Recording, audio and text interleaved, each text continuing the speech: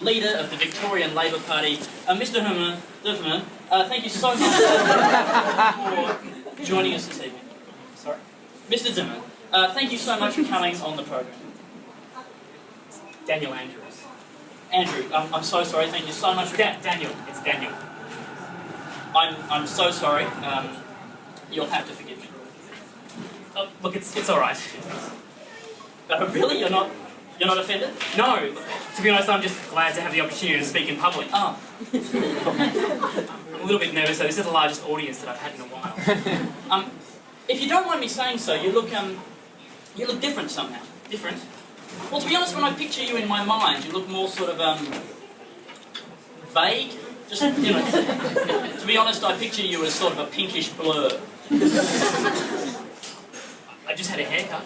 Well, that would be it, So, Andrea, what have you been up to? Well, I'm the leader of the Victorian Opposition.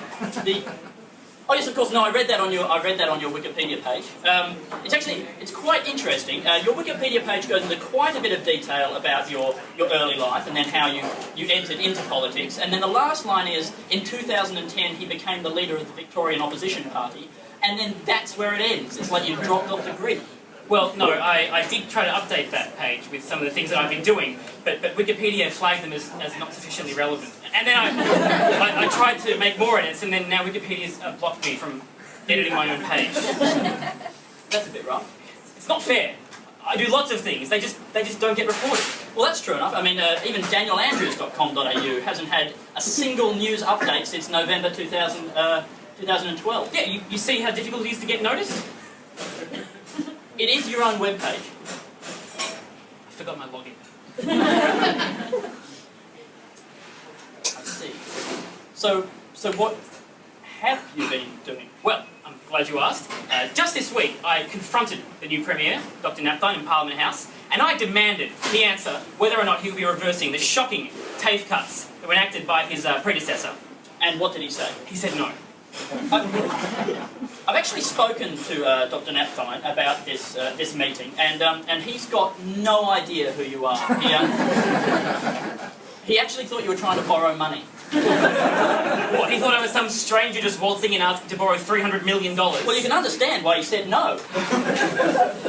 Look, if we can turn now to the disarray within the Liberal Party, what are your thoughts? It's terrible.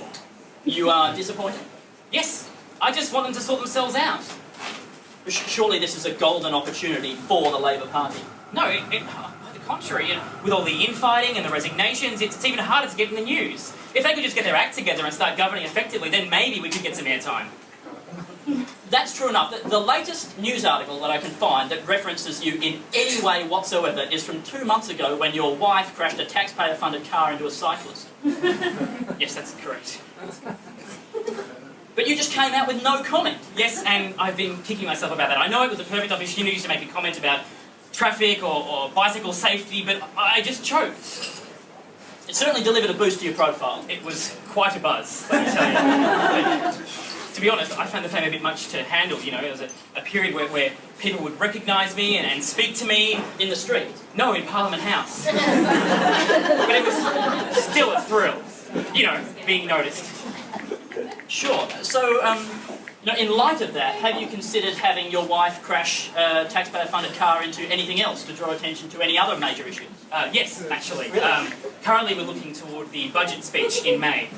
Catherine will be flying a taxpayer-funded Cessna into the Royal Australian Mint to draw some media coverage for my budget reply speech. I see. And this time, I'll be prepared. I've got the perfect opening line. Our public spending can no longer fly in the face of common sense. It's a pun. A fiscally sound pun. Apparently people love puns.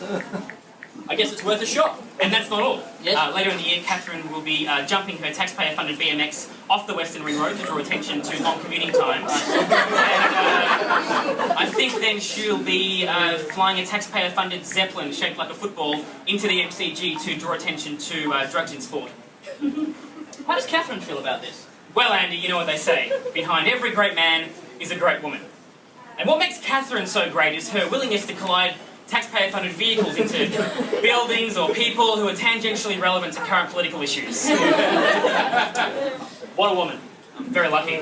Danielle Anderson, thank you so much for your time. Thank you.